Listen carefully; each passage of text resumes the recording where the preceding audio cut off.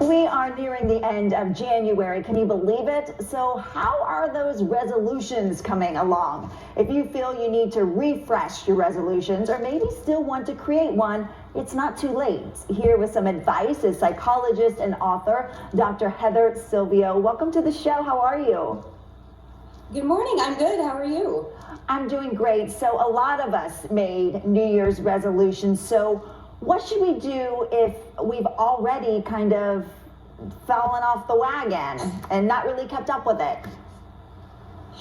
It's really tough. Those first few weeks, we can be so excited, and then like you said, it's already closing in on the end of January. And so, if anybody has found that either they didn't make resolutions or they did and they're already struggling a little bit, it is never too late to refresh or renew those resolutions. And one of the best ways to do that is actually to look to the business world, which a lot of people don't think about.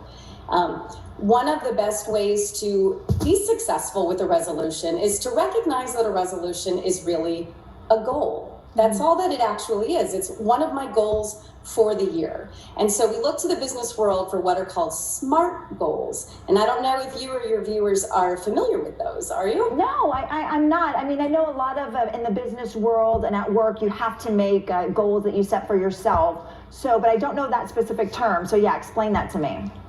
Okay, so SMART goals are specific, measurable, achievable, relevant, and time-bound. If we pick a goal that meets those criteria, doesn't guarantee it, but it does greatly increase the likelihood that we're going to be successful. So what would be an example of that? Would it be, I want to lose weight? Well, that's the goal, but are you saying to set measure marks, like I'm going to lose a certain amount of pounds per month or something like that? Yeah, so you're on the right track with it. You're exactly right. What a lot of people do is they pick categories of goals, if that makes sense. So I want to be healthier. And what does that actually look like? I want to be healthier is great, and it is relevant, but it sort of fails the rest of the SMART test. So to use your example of if I want to lose weight, a better way to look at that is to look at, well, first, specific. How much weight do I want to lose? Do I want to lose 5 pounds? Do I want to lose 50 pounds? Is it measurable? That's usually pretty easy with weight loss, right? It's typically how many pounds on the scale. Is it achievable? If I have a significant amount of weight to lose, I don't want to try to do it in 2 weeks or a month. That's probably not really safe. So I want to make sure that it's achievable. It is relevant. If I want to lose weight, I want to lose weight. That's a pretty good one. And then time bound, we'll tie that into it. So we can put all of those together and say, I want to lose 10 pounds in 10 weeks. So it's 1 pound a week. Okay. That gives me all of those criteria, right? Right. It's specific, measurable, achievable, relevant, and time bound.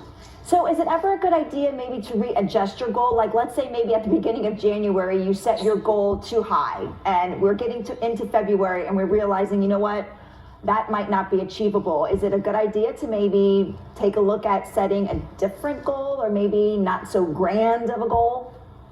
100%. Goals are meant to be a positive for us. We're trying to make things better for ourselves. So we don't want to make ourselves miserable. And so absolutely, if you're finding that perhaps your goal was a little too lofty, you sticking with your example, if I said I want to lose 100 pounds and I want to do that in 10 weeks, that's not, I'm hopefully very quickly going to realize that's probably not a good choice. Right. And it's perfectly acceptable to revise and come up with something that is more achievable. Yeah. So what is your overall thinking of New Year's resolutions? So many people make them, but can they become more stressful than helpful? Or do you think they're a good idea?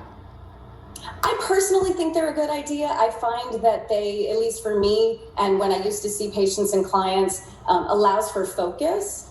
However, don't beat yourself up if you don't like doing resolutions. Right. Nobody's saying you have to. And 100%, if it's something that's going to cause additional stress, don't do that. Don't call it a resolution, call it an aspiration. There's lots of different ways to approach being the best you that you can be.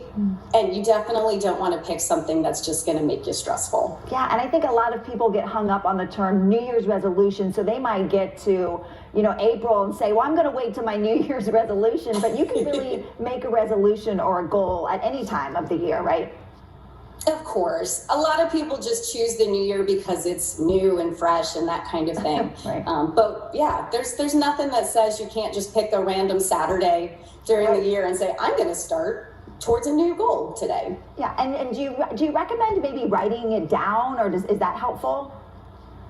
I personally find that very helpful, and research supports that.